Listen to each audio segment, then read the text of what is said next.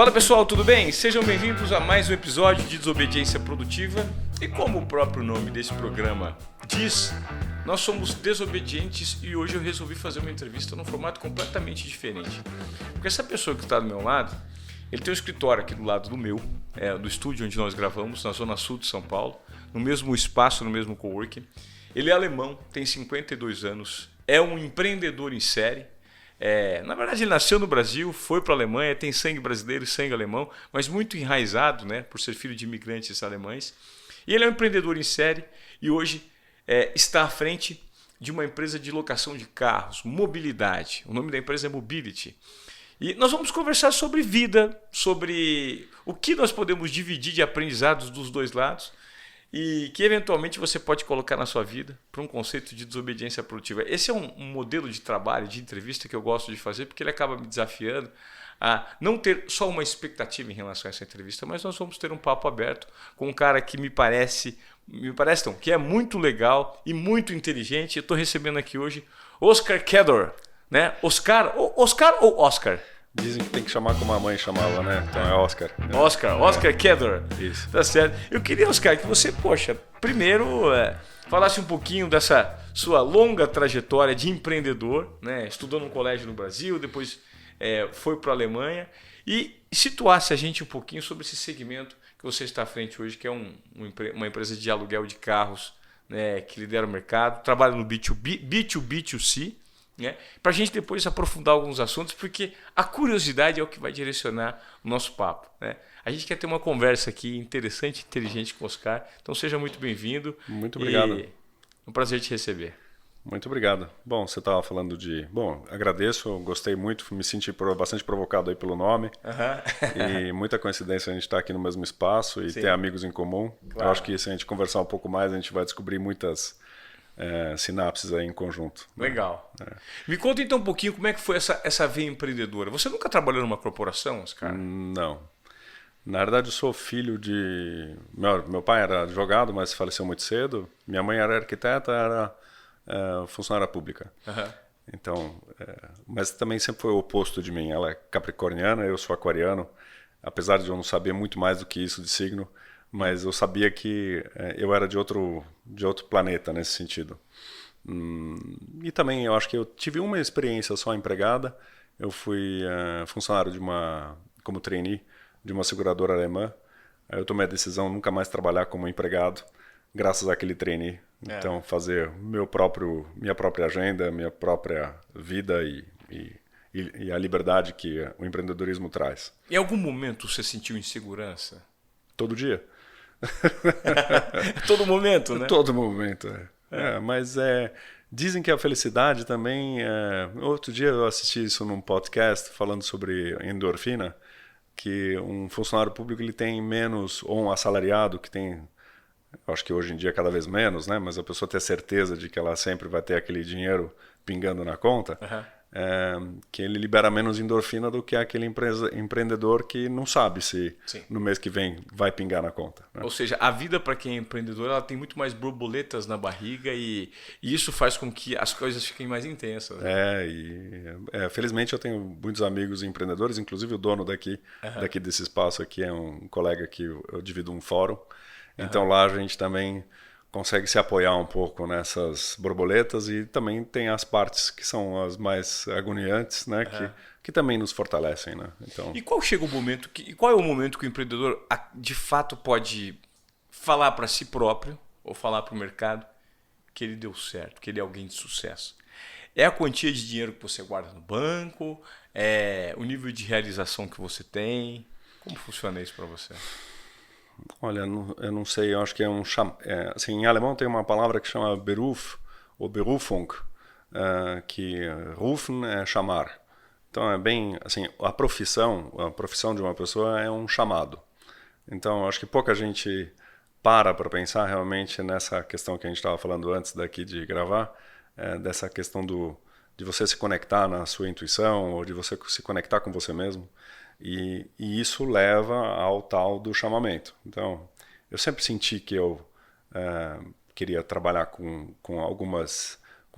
eu tenho uma veia, assim, uma red line que me traz. Eu gosto de conectar pessoas, como você certamente também faz. Mas isso são certezas que eu sempre tive. Então, não sei de onde, talvez por ser neto de empreendedor e também por ser a morte prematura do meu pai, me fez me conectar bastante com a minha certa solidão e tristeza que eu tinha na minha infância, né? E até hoje, né? Sinto falta até hoje do meu pai e esse momento de você ter que estar em luto constante faz você talvez se conectar com você mais, assim. Mas eu não desejo isso para ninguém, né? Então, sobre quando se sentia assim mais pleno, isso é uma pergunta difícil, porque tem momentos que você duvida de você mesmo. A gente falou também da síndrome do impostor. Será que eu mereço ser reconhecido por isso? Será que eu estou dedicado a isso? Eu sempre, ultimamente, tenho falado das 10.000 horas, que são aquelas 10.000 horas que você fala que um piloto, depois de voar 10.000 horas, ele domina o Boeing. Eu acho que depois de 10.000 horas alugando carro, eu domino o tema do rent-a-car, mas isso não é garantia nenhuma para que as próximas 10.000 horas sejam garantidas. Sim. Mas esse frio na barriga é o que movimenta também. Acho que essa é um grande driver, né? E essa permanente sensação de incerteza, né? Eu acho que isso é o que motiva e faz com que a gente acorde todos os dias querendo todos os dias reconstruir novamente e se reafirmar para nós mesmos que nós somos valiosos e precisamos continuar naquela jornada. É uma reafirmação constante, né? Isso é quase meditativo, sim, porque se você olha para o mar, revolto ou não, mas se você olha para o horizonte de uma paisagem do oceano, que é uma visão de impermanência, né? Você não consegue fixar um ponto fixo, né? E a nossa vida é assim, o mundo, o futuro, apesar de você se cercar de uma série de índices ou KPIs, você tenta projetar um pouco o futuro, mas o futuro é completamente incerto. Então, dali você tem que tirar algumas certezas, e aí talvez um pouco de experiência de vida dê um pouquinho mais de tranquilidade para você falar, bom, vai dar certo. Tem uma palavrinha que chama fé, independente de religião, que te faz navegar pela incerteza com um pouco mais de tranquilidade. Você me falou de uma história que eu acho que você vai gostar. Você vai gostar, Joaquim. O nosso estagiário que está aqui, ele vai gostar. Uma vez, eu nunca peguei onda no mar. Nunca peguei onda. De surf, nunca surfei. Quer dizer, surfei uma vez e é essa experiência que eu vou dividir agora. Com o objetivo de fazer uma reportagem, eu convidei o Gabriel Medina para ir para o mar comigo, para a gente tentar entender como seria pegar uma onda, né? Ali onde ele foi criado, em Maresias. E nós escolhemos um dia que o mar estava esquisito, estava um tempo meio fechado, estava meio... E eu entrei no mar com ele. Eu com a minha prancha, ele com a prancha dele. E quando eu entrei no mar, eu falei assim, cara, eu não vou conseguir pegar uma onda aqui, né? Eu nunca peguei. E esse é o meu desafio. Fazer uma reportagem em que uma pessoa comum que nunca pegou uma onda é orientado por você para ver se eu consigo entender qual que é o nível de dificuldade de pegar essa onda. Ele falou, fica tranquilo, nós vamos pegar uma onda. Só que a gente precisa se posicionar bem aqui, vem aqui comigo. E eu fui para um lugar com ele. E aí vinha aquela marola do mar, e ele olhava, eu falava, é agora? Ele falou, não, calma ainda não. Vem mais para cá. E eu falei, mas o que você está me apontando? Ele falou, não, fica tranquilo, nós vamos pegar uma onda aqui. Ele falou, agora. Eu falei, mas agora o quê? Ele falou assim, aquela onda que vem vindo ali, você vai pegar. Eu falei, que onda? Eu não estou vendo. E ele falava, não, calma aí, ainda não. Vem mais pra cá agora, aqui atrás de mim, vai, entra, se prepara aqui. Tenta, deita na prancha, dá uma remadinha, que onda, que prancha, aonde, pra que lado? Aí ele aqui, vai aqui, vai vir agora. E aí ele pegou e me colocou numa onda. E aí depois eu perguntei, falei, como é que você conseguiu entender esse mapeamento? Ele falou, foi o tempo que eu passei aqui, que às vezes é algo que eu sequer sei que eu sei, mas que a minha intuição aponta pra mim, né? É um negócio meio que eu me conecto de fato com o mar. Então eu acho que a nossa experiência em algum tipo de segmento, atividade, às vezes ele passa a ser tão automático, né? Pela vivência que você tem naquilo, que às vezes até meio que intuitivamente as coisas vão te direcionando e tudo dá certo no final, para um orquestramento de vários pontos que a gente não entende muito bem, mas que dá certo, né? Bela experiência. Você escolheu um mestre... Foi um mestre bom. Ótimo, Você é muito intuitivo, Oscar? Bom, primeiro a gente estava falando um pouco de significados, né? Então, intuição é uma palavra muito usada, como tantas outras palavras. A gente estava falando de coragem, confiança. As pessoas se apropriam de palavras e não param para pensar o que é. Mas eu acho que sim, acho que eu procuro me conectar nessa intuição. Tem uma frase, por acaso, do Rudolf Steiner, que fala que Deus em você e eu em Deus, que é essa coisa que a intuição né? Eu tenho Deus dentro de mim. E Deus livre de qualquer raciocínio religioso, ideológico, né? A gente, como ser humano vivo, com esse dom que a gente não sabe de onde vem, que é essa parte misteriosa que a vida traz, acho que a gente... Claro que no dia a dia a gente se perde nas tarefas e nas coisas, mas quando a gente tem um momentinho, que pode ser no carro, pode ser um pouco antes de dormir, ou quando... E eu acho que tem ferramenta para isso. Você se conectar com a intuição é valioso. Sim. A gente estava conversando previamente, você falou muito sobre Rudolf Steiner, né? Que é um filósofo austríaco, ele é austríaco, alemão? Austríaco, sim. E ele está presente na metodologia de muitas escolas, né? Que é a antroposofia. Ele criou uma... A antroposofia é um caminho espiritual, uma ciência espiritual. Ele bebeu de várias fontes, é uma pessoa de uma certa força espiritual, iluminação espiritual, que queria tudo menos o que muitas pessoas entendem ele como um guru. Eu acho que ele queria justamente dar ferramentas para as pessoas não precisarem de um guru para viverem. Eu acho que encontrar dentro de si ferramentas adequadas para dar suporte à vida, né? De você encontrar seu caminho, bastante genuíno e próprio. Mas o Steiner é uma dessas figuras filosóficas. Ele talvez conseguiu com bastante método, criar uma metodologia que hoje é base de uma força da medicina, na agricultura e na educação. É algo que vai meio entre ali a ciência e a fé, né? Um meio termo, né? São respostas que eventualmente não são respondidas pela fé e nem pela ciência. Vai entre o coração e a cabeça, né? Eu acho que essa questão trazida mais também tem muita afinidade com o budismo e tem muita afinidade entre trazer conhecimentos do Oriente para o Ocidente, mais racional. Então ele bebeu dessas fontes e trouxe isso, e eu acho que é uma contribuição, é um caminho, né? Eu acho que no momento que vira dogmático e exigente, que tem que ter um rótulo, aí perde um pouco a essência. Mas eu admiro, acompanho, mas eu ao mesmo tempo não sou um fiel desse. Na realidade é uma pessoa que inspirou muitos trabalhos, muitas ideias, mas eu gosto de me relacionar com as pessoas que eu conheço nesse meio do caminho, né? Oscar, a gente estava falando da sua carreira como empreendedor, a sua formação. Eu queria trazer um pouquinho agora para as pessoas situarem aqui nos Obediência Produtiva, depois a gente volta para esse papo um pouco mais do ponto de vista individual, subjetivo que cada um traz consigo, para situar a nossa audiência sobre como hoje funciona a sua plataforma de aluguel de carros, a Mobility, né? E como é que você começou nesse segmento e passou a dominar tão bem essa área, porque você está presente não só aqui, né, mas em vários países, né? Sim. E como é que ela funciona?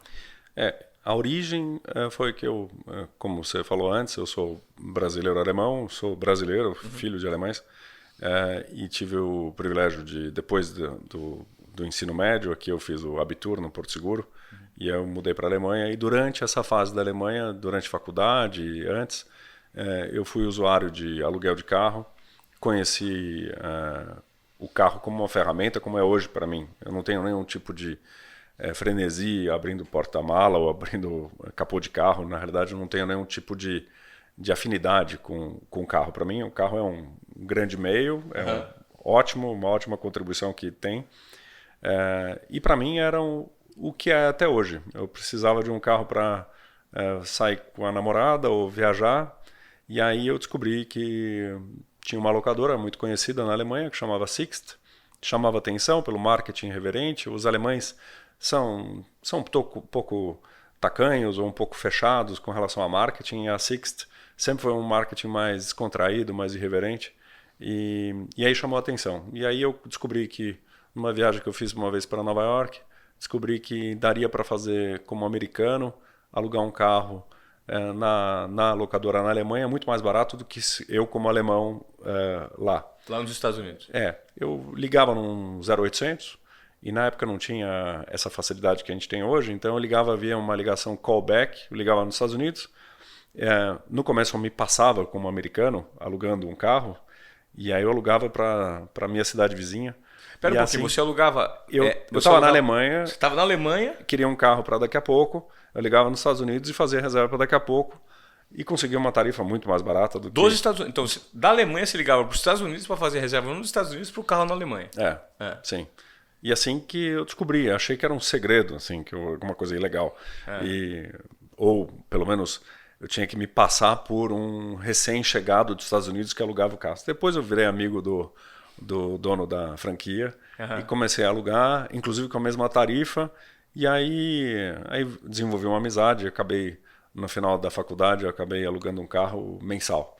Então, não tinha dinheiro para comprar o carro, mas tinha dinheiro para alugar. E aí quando eu cheguei no Brasil... eu comecei trabalhando com turismo, com agência de viagem. Eu sempre gostei desse mercado. Sempre acredito, e eu estava falando isso hoje com os meus filhos, que o turismo é tão maltratado aqui no Brasil, né? Você vê que o castelo da Disney, castelo lá que inspirou a Disney, em Neuschwanstein, na Alemanha, recebe, eu acho que a mesma quantidade de turistas que o Brasil inteiro recebe, né? A cidade de Paris, que recebe milhões e milhões de turistas, e o Brasil, se você descontar os argentinos, dá para você contar nos dedos quantos turistas a gente recebe aqui. E é um potencial enorme, absurdo, né? Então isso é um combustível que eu sempre tenho. Assim, é um mercado infinito, com infinitas possibilidades. Movimentar pessoas pelo mundo é um prazer, né? E aí quando eu voltei para o Brasil, eu percebi que não tinha nenhuma locadora, e muito menos a Sixt aqui. Então, para você fazer a reserva de um carro, era um custo. Você tinha que ligar numa central em Miami, falando meio que espanhol, português, e aí você tinha acesso a um número bastante limitado de opções. E aí eu montei um pequeno escritório, bati na porta dos donos da Sixt, que é uma família, inclusive até hoje, no comando da empresa. Eles têm 60% das ações. E eles adoraram a ideia, brasileiro-alemão. Na época eu tinha 26 anos. E aí eu tive o contrato para o Brasil. Eles me ofereceram até o contrato para a América do Sul, mas nesse meio tempo eu já tinha montado a Mobility. Então a Mobility, na realidade, nasceu a partir da necessidade de atender o mercado brasileiro, porque a Sixt só era Alemanha, França, Suíça. E o brasileiro vai para Miami, vai para os Estados Unidos. Isso 50 e poucos % do nosso faturamento é Estados Unidos. E assim nasceu, de atendendo agências de viagem. A gente até hoje segue o mesmo valor. A única questão é que há 23 anos eu criei essa plataforma que nasceu como se fosse digital. Na verdade era muito pouco digital, era muito trabalho. Mas a gente já percebeu a necessidade de você comparar tarifas. Hoje é comum, né? Todo mundo compara Mercado Livre ou Buscapé ou tantas outras coisas que você usa para comparar. Antigamente, marketplace não era um conceito normal. Tanto é que as pessoas me perguntavam, mas qual que é a vantagem de ligar na Mobility se eu posso ligar na Hertz e alugar um carro, né? E a vantagem é justamente você poder comparar Hertz com Avis, com Alamo ou Localiza, que seja, né? E assim, dessa certeza que nasceu a Mobility, foi muito bem recebido por alguns agentes de viagem, que até hoje compram conosco. E o modelo, para não ficar tão fácil de comparar, porque a princípio de copiar, que é essa questão de comparar a tarifa, aí eu já agreguei algumas locadoras boutique, a gente atende o mercado de alta renda também, que são um mercado importante aqui no Brasil, a gente trabalha com locadoras menores, que garantem suporte, e isso já representa mais ou menos 20% da nossa receita hoje. E você não tem nenhum ativo, né? Os carros, Zero, né? zero, desde sempre. E meu ativo são, na verdade, conhecimento dos funcionários. A gente tem uma equipe bastante antiga. Eu tenho uma pessoa aqui na empresa que trabalha desde os 17 anos na minha empresa. Ela tem hoje 40 anos. Então ela entrou logo depois da empresa ter nascido.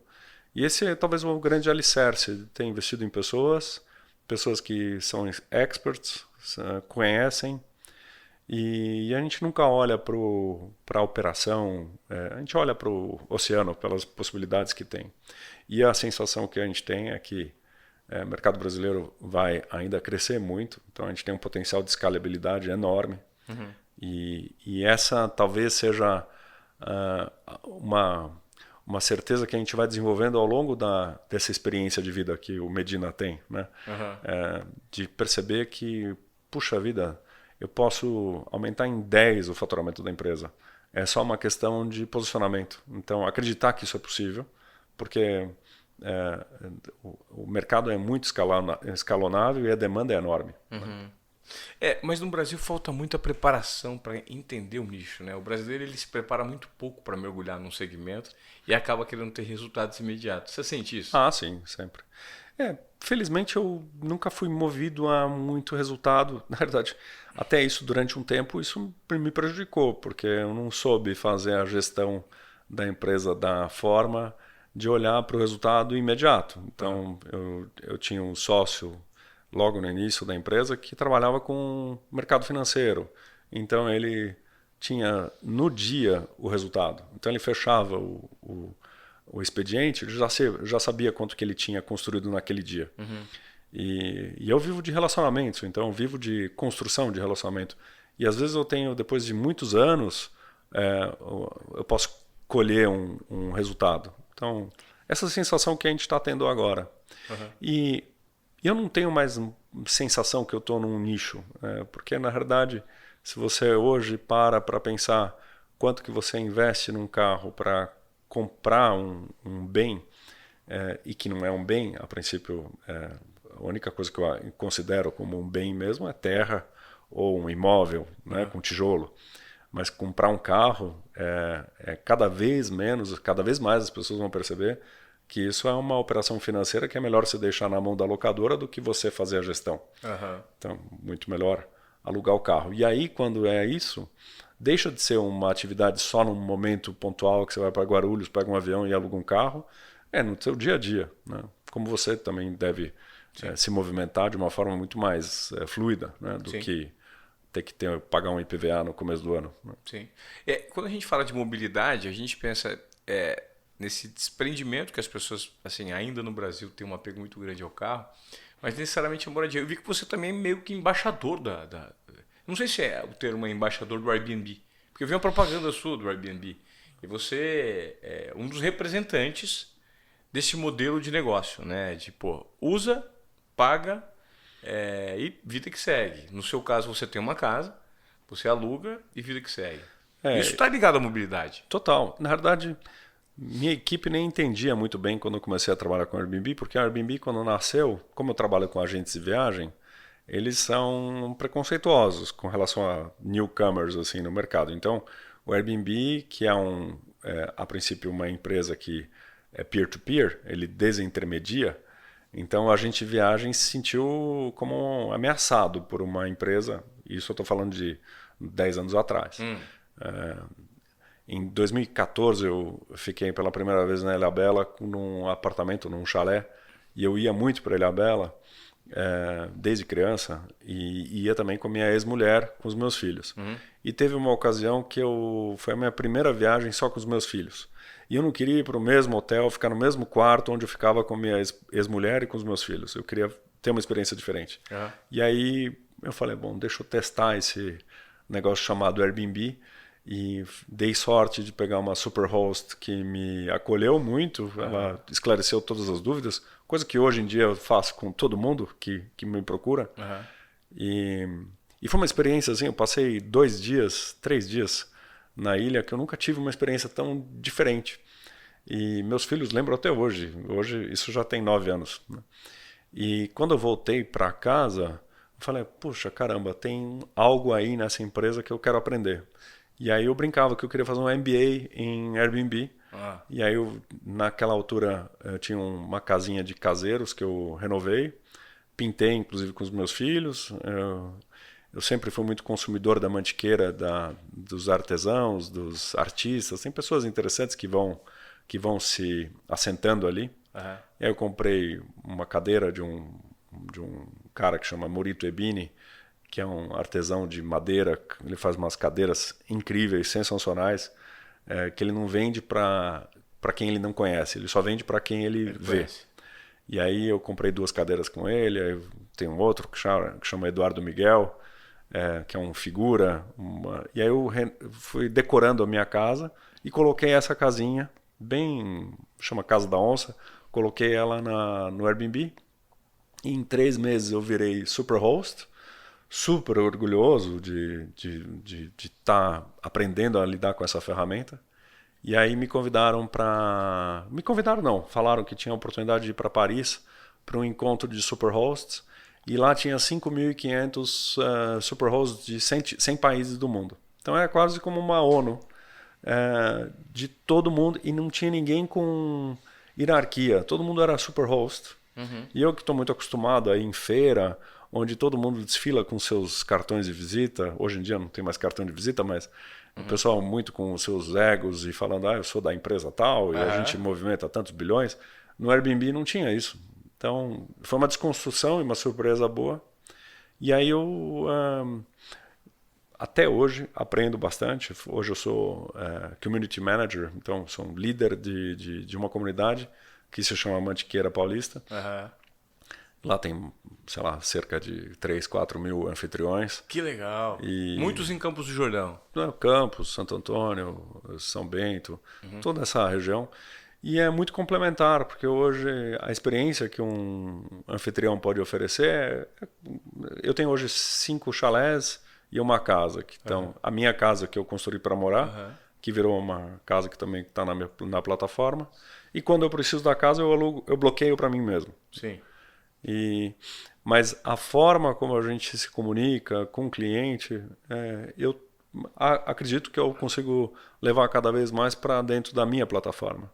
Então essa questão de sharing economy, e eu acho que o Rent-A-Car tem muito disso e tem muito potencial. O brasileiro ainda é muito apegado ao carro. Eu acho que, a menos que seja uma Porsche cor-de-rosa, que não tenha valor de mercado, sei lá, deve ter. Acho que parece até que a Barbie alugou uma Porsche. Mas fora isso, é uma commodity que você não precisa colocar 200 mil reais na mesa ou 500 mil reais e ver o dinheiro, ao invés de ver o dinheiro trabalhando ou você empreendendo com esse dinheiro. Sim. Você pode simplesmente tratar isso como um custo, como eu tenho. Enfim, eu acho que isso é uma tendência mundial, né? Você ir para cada vez mais assinar e compartilhar o uso. Sim. Você, além dessa ocupação que você tem, né, no seu segmento de mobilidade, você ocupa várias cadeiras também em instituições e parte do seu tempo está alocado para fazer o gerenciamento, né, emprestar a sua visão administrativa para gerar resultados em algumas instituições, né? Eu queria que você me falasse quais são essas instituições que você está à frente. Como eu perdi meu pai muito cedo, meu pai já era ativo e ele era advogado de alemães ou empresas alemãs. Ele apesar da pouca idade, ele faleceu com 39, ele era conhecido entre famílias alemãs ou empresas alemãs. E tinha feito em alguma edição dos estatutos do Clube Transatlântico, que é um clube que vai fazer 70 anos no ano que vem. E aí um dia eu fui convidado, eu entendi isso como, que legal, você fazer algo que meu pai fazia. Então, quase como uma responsabilidade de a gente como brasileiro, alemão. Eu acho que muitas nacionalidades têm isso no Brasil, a gente se sente com dupla nacionalidade, isso é um sentimento bastante bom de você trazer valores e juntar o bom dos dois, né? O alemão ele tem uma admiração bastante forte pelo brasileiro, pela leveza, pela capacidade de improvisar. E o brasileiro tem admira bastante essa questão mais da disciplina, de organização e de busca da perfeição e compromisso, confiabilidade, essas questões. Acho que é bastante complementar. E aí eu entrei na direção do Clube Transatlântico, que para mim é uma plataforma. Tem cada vez menos pessoas daquela geração antiga dos fundadores, então isso está se mudando, está se transformando. Mas esses dias eu vi que a cidade de Munique fez lá um levantamento que o quinto maior produtor ou emissor de clientes da cidade de Munique é o brasileiro. Então os brasileiros buscam a Europa, buscam a Alemanha, buscam Munique, Berlim, tem uma admiração interessante, inclusive entre jovens. Sim. Acho que Berlim, São Paulo, Tel Aviv, Manhattan são cidades assim que não. São Paulo não é Brasil, Berlim também não é Alemanha, e Nova York também não é Estados Unidos, e Tel Aviv também não é Israel. Então são cidades, infelizmente nesse momento Tel Aviv está nessa situação que a gente infelizmente nesse momento não pode considerar ir para Tel Aviv, mas é uma cidade especial, né? Eu não conheço. Dessas 4 que você falou, é a única que eu não conheço. Eu tenho um amigo que até batizou a empresa dele com iniciais de Tel Aviv, porque é uma dessas cidades onde você se sente cosmopolita, né? E Berlim é isso. Berlim é isso. Berlim é incrível. Né? É incrível. É uma cidade que se respira história, você mistura o novo com o antigo, né? O disruptivo, o extravagante. Eu me formei no Porto Seguro no ensino médio, no terceiro colegial, em 88. Só que naquela época o colegial alemão tinha 5 anos. Então você fazia o Abitur, e aí eu fiz o Abitur em 1990. Então, entre 88 e 90 mudou muita coisa na Alemanha. Então, todo alemão, todo brasileiro alemão que tem ligação e que viveu nessa época fica até com um pouco arrepiado dessa fase que aconteceu. Depois de 28 anos, a cidade de Berlim ser unificada, a Alemanha ser unificada, e aquele momento de efervescência que deu um gás enorme para a economia e para o povo alemão. Acho que o povo alemão aprendeu muito com resgate da memória, que agora é um assunto que está muito recorrente, né, por conta de Israel, mas os alemães são europeus diferentes por conta dessa carga da história. Sim. E aí quando eles conseguiram se reunificar, e aí ainda teve a Copa do Mundo que você presenciou. Sim. Então teve vários momentos aí interessantes. E aí eu ainda tenho uma cadeira no Oswaldo Cruz, que é um privilégio fazer parte aí, também uma tradição alemã de 125 anos, então lá tem um instituto social, eu fui convidado para fazer parte do conselho. Instituto Oswaldo Cruz? Do Instituto Social Oswaldo Cruz, que é o hospital, chama Hospital Alemão Oswaldo Cruz. Isso também é uma... assim, a gente tem 3 grandes organizações aqui de saúde, o Sírio, o Einstein e o Oswaldo Cruz, que é muito menor, mas muito bem, tem uma ótima visibilidade e reputação. E ali tem um grupinho muito legal de network, acho que todo mundo acaba se conhecendo, então muitos que são membros do conselho do Oswaldo Cruz são do clube ou da Sociedade Beneficente Alemã, então eu já estou no nível do asilo, né, então já fui convidado, agora só falta ser convidado para o cemitério. Minha mãe fazia parte do cemitério, falei, puxa vida, esse é o próximo estágio. Né? Vai demorar um pouco ainda. Oscar, Você recentemente, você falou que você tem estudado filosofia, né? Você passou a fazer um curso na Alemanha. Inclusive você está viajando quase todos os meses para a Alemanha para estudar lá. Estou colecionando milhas da Lufthansa.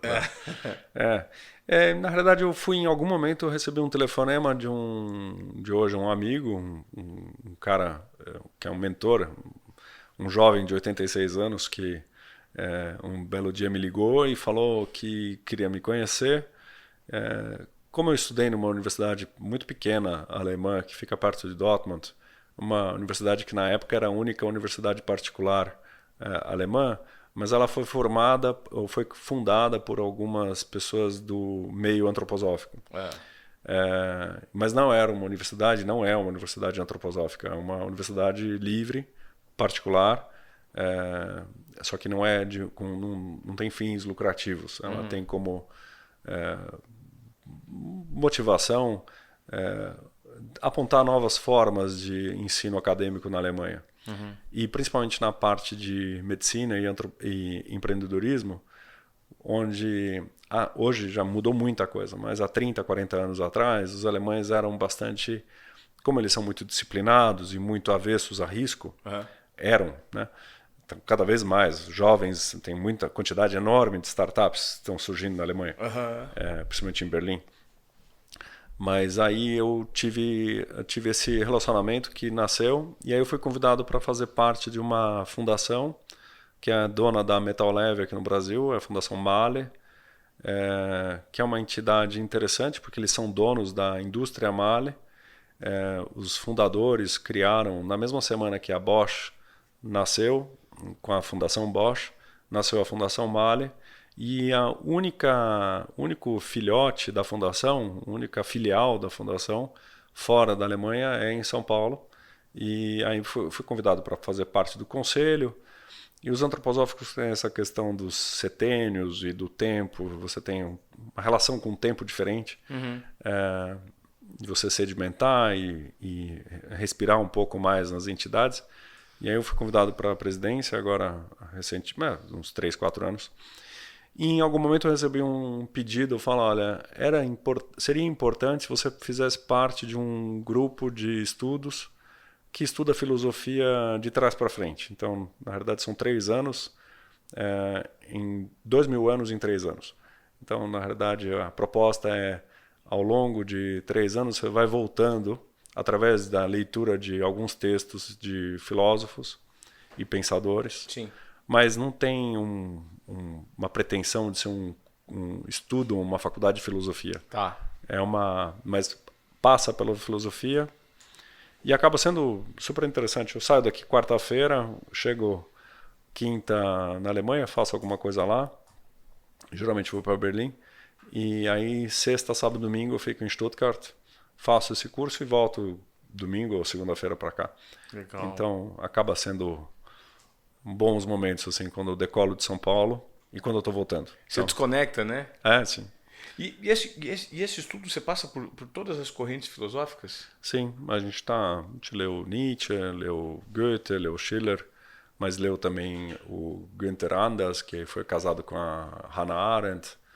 E agora a gente acabou de sair do século XIX, e agora vai para a Idade Média. Agora esse ano, que Sim. começa daqui a 3 semanas, eu vou dia 28 de novembro. Aí eu vou. Aí tem que se preparar um pouco. Um grupo de estudo tem 7 pessoas, muito bacana, e mistura leitura, música e contemplação de arte. Que legal! Então, se você está lendo Nietzsche, aí você é convidado a ver Cézanne. E aí a gente fica vendo durante 15 minutos, quase uma experiência meditativa, você ficar vendo a tela do Cézanne por 15 minutos e tentar sentir o que ele sentia. Que ele escreveu lá, ele por acaso em 20 e tantos anos, ele pintou sempre a mesma paisagem, acho que 128 telas, sempre da mesma percepção. Só que se você olhar o primeiro quadro até o último quadro, eles mudaram completamente. Mas é a mesma paisagem. Então é como passava a percepção, a reflexão dele, né? Então, e aí você faz o paralelo com Nietzsche, o que ele sentia, o que ele sentia entre essa questão que o Nietzsche fez a provocação de que Deus morreu, né? e de falar, bom, e esse é talvez hoje o problema que a gente perdeu Deus. Então, e não no sentido religioso, Sim. mas no sentido de só acreditar no ChatGPT, só acreditar na tecnologia, e aí a gente se vê meio solitário no mundo, né? Com pouca intuição, com pouca conexão. A gente racionalizou demais, né? A gente está num mundo extremamente racional e pouco sensitivo, né? Você acredita que o mundo, cada vez mais, as pessoas estão no movimento, nessa pós-modernidade que nós estamos vivendo, de caminhar cada vez mais, aos poucos, para o sentir, em vez do racionalizar? Difícil polarizar e difícil generalizar, né? Porque a gente vive Você tem pessoas que vivendo em tantas épocas diferentes, né? Essa simultaneidade que a gente tem hoje, de você acessar qualquer pessoa pela rede social, você tem uma falsa impressão que está todo mundo no mesmo tempo. Mas tem gente que está hoje preocupada com o jogo do Corinthians e tem gente que está preocupada em outras coisas. Então e tem gente que vive... E tem pessoas, e é interessante como eu mesmo percebo, como são as prioridades humanas. E isso você está falando no mesmo bairro, na mesma cidade, no mesmo país. Mas Claro. como é que a gente faz isso com alinhamento com pessoas com visão de vida, né? Tem gente que acredita que essa vida é só um avatar, é só uma second life, que eles estão se preparando para uma outra vida. É difícil para a gente compreender. Mas tem pessoas que vivem na Idade Média, hoje. Tem aquela frase que o futuro já chegou, mas ele não está distribuído, né? Ele não está devidamente distribuído. E então, do mesmo jeito que dá para ser pessimista, eu acho que tem muitos convites hoje em dia, no dia a dia, só lendo notícia, que a gente tem a sensação de que está tudo desumanizado e que a gente está indo ladeira abaixo, e provavelmente a gente está, no sentido... Só que ao mesmo tempo dá para você ser otimista, porque você tem, através de exemplos, pessoas que estão buscando mais essa questão do significado de vida, dos propósitos. Tem pessoas realmente na busca. Tem muita gente. Eu acho que nunca ouvi falar tanto sobre isso, né? Sim. As pessoas realmente deixaram de ir para a igreja ou buscando... E eu acho que igrejas são ótimas ferramentas, né? Mas eu acho que tem muitas pessoas que estão falando, puxa, não dá para só confiar na tecnologia, né? Sim. E muitos gestores, né, que já atingiram um certo nível de reconhecimento, né, de notoriedade, executivos, donos de empresa, estão cada vez mais olhando para dentro de si para tentar entender que o mundo, esse mundo ansioso, aleatório que a gente vive, muitas das respostas podem ser encontradas do lado de dentro, né? Dando um sentido para o próprio negócio, para a vida, para a alocação do próprio tempo, né? Como é que você lida com a alocação do seu tempo, por exemplo? Isso é um belo desafio, né? Desafio. O quanto você dedica para o seu bem-estar, para o seu crescimento? Você já acabou de explicar que você pega por menos uma vez por mês para viajar e fazer um curso fora de filosofia. Isso significa que você tem um nível de preocupação e comprometimento com o seu legado, com a sua evolução interior muito grande, né? Eu tenho um problema mais com dispersão, assim. Eu tenho, como são muitas opções, e muitas, eu acho que é uma situação, uma doença do século, da fase, que a gente tem uma tentação a participar de várias coisas ao mesmo tempo, que é o tal do fear of missing out. Sim. Então, o desafio é sempre buscar o eixo, né? Então, eu faço certos exercícios e vou confessar que é sempre muito difícil manter a regularidade, a disciplina, apesar de ser descendente de alemães, Sim. que você pretensamente acha que a disciplina é uma questão mais fácil, mas eu crio o meu tempo, literalmente. Então, eu acordo mais cedo, faço meus exercícios diários poderia se ver como meditação, mas eu não vejo como meditação, são só rituais diários que eu faço, como escrever um diário, e é o único momento que eu tenho do dia, 5 e pouco da manhã, escrever meu diário falando o que aconteceu no dia anterior, para meio que fixar, porque eu acredito que fixar melhor com emoções e com sentimentos, eu faço uma tabela em Excel e tenho lá à noite o que eu fiz de dia, no almoço e de manhã, e de trás para frente, isso me dá uma clareza do que eu fiz no dia anterior. Ah, você faz isso todos os dias quando você acorda pela manhã? Geralmente eu faço 3 exercícios. Eu saio da onde eu esteja, eu abro a porta do terraço, geralmente no meu apartamento, mas é que eu moro em 3 lugares diferentes. Eu tenho o apartamento da minha esposa, o meu apartamento e campus. Então, onde eu esteja, eu procuro abrir a janela e ficar 2, 3 minutinhos olhando o movimento. Quando eu estou em São Paulo, são os carros. Quando eu estou em Campos, são os passarinhos. Mas tem um momentinho ali que eu tenho de parar e só perceber. Isso é um compromisso que eu tenho comigo. Pode parecer trivial, mas quando eu não faço isso, faz falta. E aí eu tenho esse diário e tem um exercício que é muito difícil de fazer, que é um exercício de concentração em cima de um objeto durante 3 minutos, pegar um objeto qualquer e ficar concentrado sem pensar em nada além do que aquele objeto. Por exemplo, pode ser um celular, pode ser uma caneta, e de ficar concentrado durante 3 a 5 minutos só naquele objeto. E aí quando eu faço isso, eu dou na minha tabela lá do Excel, eu dou um check que eu consegui fazer. Porque isso dá um efeito em mim mesmo. Isso para cada um é diferente, né? De eu estar preso a mim mesmo, né? De estar comprometido com uma coisa que eu quis fazer para mim mesmo.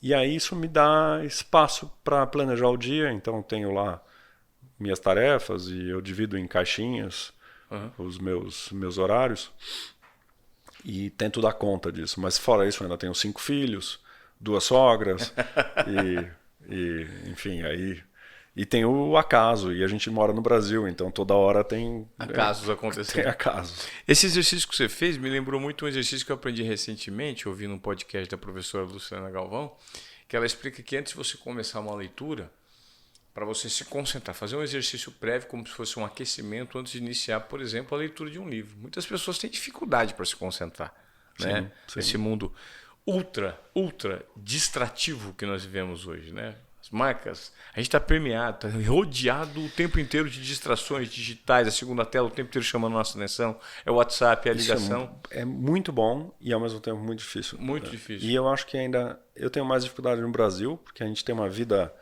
a gente tem esse clima maravilhoso, um país ótimo e tudo. Quando você está na Europa e você tem essas estações do ano bem pautadas, né? Definidas. Então, quando eu morava na Alemanha, eu tinha muito mais facilidade para pegar um livro e ler, porque tem menos hora de dia e você tem um momento de aconchego. É frio lá fora, você fica dentro de casa, então você cozinha mais, você acaba lendo mais. E aqui a vida está sempre para fora. Né? Então é muito mais difícil pegar um livro e você tem que ter muita disciplina. Muita força. E a professora explica que um dos exercícios é chamado Tramak, que você, a exemplo do que você faz, se concentrando num objeto específico, né, e tentando pensar só nele, você coloca um ponto no centro de uma folha, em branco, que seja, e tenta se concentrar só naquele ponto. Que a partir do momento você esquece de tudo e não olha mais nada. A referência só passa a ser só aquele ponto. E quando você mantém a concentração fixa ali, você de certa forma está aquecendo, né, fazendo uma preparação para o seu cérebro para você ter a força de se concentrar de acordo com a sua vontade. Sim. Né, para ler um livro. Que é basicamente eu acho que você faz também. Sim. É incrível quando você pega uma Bic, uma caneta Bic, ou pode ser uma armação de um óculos. Se você ficar 5 minutos olhando para essa armação, quanta coisa você descobre. E pode ser assim meio trivial, né? Eu falo isso para minha esposa, ela não seria capaz, porque ela é paulistana, super agitada, ela não consegue ficar 5 segundos olhando, né? Porque o óculos, ou em qualquer forma, essa xícara, qualquer coisa, pode ser esse microfone, se você ficar em atenção plena, você descobre um monte de coisa. Porque você pensa, puxa, da onde veio, por que brilha, por que cada trama. Então você fica viajando, é uma viagem. Sim. Mas é um equipamento que a gente tem, né? Nosso cérebro é nosso, as percepções são nossas e é algo que é uma brincadeira, é divertido. E aí, quando você faz isso com você mesmo, não conto para ninguém. Meu diário está lá, não é para ninguém ler, né? Enfim, acho que isso é uma das questões. Teve algo interessante que você me falou aqui. Nós compartilhamos momentos do ponto de vista pessoal de cada um, né? Sobre pessoas que passaram por nossas vidas. Eu falei, poxa, eu tenho dificuldade com essa pessoa. Né? E quando você foi se referir à pessoa que você tinha dificuldade, você falou assim, na verdade, essa pessoa que é uma grande professora na minha vida. Né? Você acha que hoje, se todas aquelas pessoas que geram um extremo nível de dificuldade para o convívio na nossa jornada fossem encaradas por mais pessoas como professores, a vida seria levada de uma maneira mais simples? Olha, isso inclusive é um convite que a gente tem sempre quando a gente pode olhar por vários prismas, né? Então, por exemplo, você pode me falar que a torre que está na frente da tua frente, você está olhando para uma torre e você pode falar que ela está torta. E eu posso discordar dela e posso falar, você está louco, ela não é torta, ela está reta. Só que se você começa a entrar numa brincadeira, que é um outro exercício de perguntar mais sobre a tua percepção, ao invés de você discutir, falar você está errado, né? Porque a princípio é meio clichê, né? Mas não tem certo e errado. Sim. E também, se você tenta fazer perguntinhas para cavar, por mais que a pessoa... Você tenha dificuldade de relacionamento, às vezes você tenha... E é muito difícil você... Acho que nem o Dalai Lama consegue fazer isso, né? De ele se desprender de sentimentos de raiva ou de tristeza. Mas se você investiga um pouco mais a motivação que aquela pessoa está fazendo aquilo, e, enfim, tem que tirar sempre o tal do ego da frente, o que é muito difícil. Muito difícil. Por isso que é um professor, né? Porque se fosse fácil, não estaria lá na tua frente sempre te incomodando, né? Mas eu acho que isso é um dos segredos da vida, de você tentar, depois de um tempo, passar por isso, né? Sim.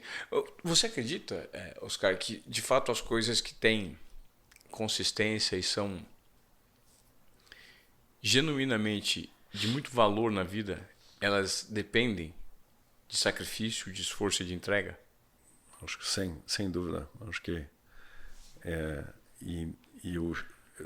essa é uma questão que quando você tem filhos, se você tem filhos pequenos ainda, sim, que tem pequenos filhos, tem pequenos problemas. Com filhos grandes os problemas podem ficar maiores, né?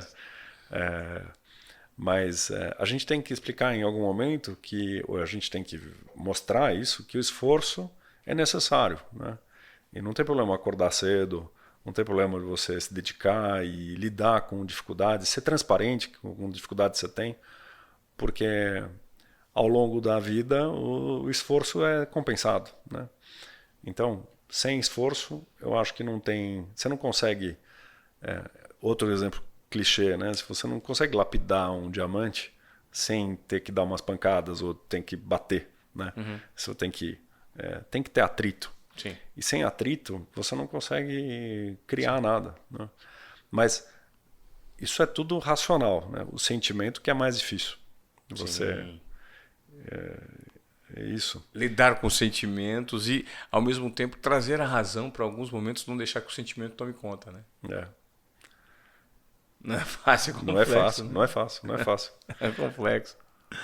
Pô, Oscar, eu gostaria de agradecer. Eu acho que essa conversa hoje aqui, quando eu te convidei, ela foi extremamente despretensiosa, sabe? É pra gente bater um papo mesmo, pra conversar. Eu acho que dessas conversas espontâneas, né, de debates soltos e livres, normalmente eu recebo bons feedbacks quando eu gravo podcasts nesse formato. Porque tá conectado com o momento presente, né? Aquilo que a gente falou. E muitas pessoas, às vezes, não se forçam, não tem essa disciplina para fazer mesmo um esforço para estar conectado com esse momento presente, com o que faz sentido, e entender como isso reverbera na nossa vida e aprender lições que estão conectadas no agora, né? Não estou pensando no daqui a pouco, não estou pensando no passado, estou pensando no agora. Exato, né? E não tem poder aquisitivo por trás. Na realidade, são relações humanas, né? Sim. E eu tenho o privilégio de fazer parte de um grupo que chama EO, que é uma dissidência do YPO, E o IPO é bastante conhecido, que chama Young Presidents Organization. E eu faço parte do EO, que é Entrepreneur Organization. O Michael Dell criou o EO há 30 e tantos anos. E hoje tem 180 cidades do mundo. Aqui em São Paulo tem 60 e tantos. Legal. No Brasil são 200 e tantos. São todos empreendedores.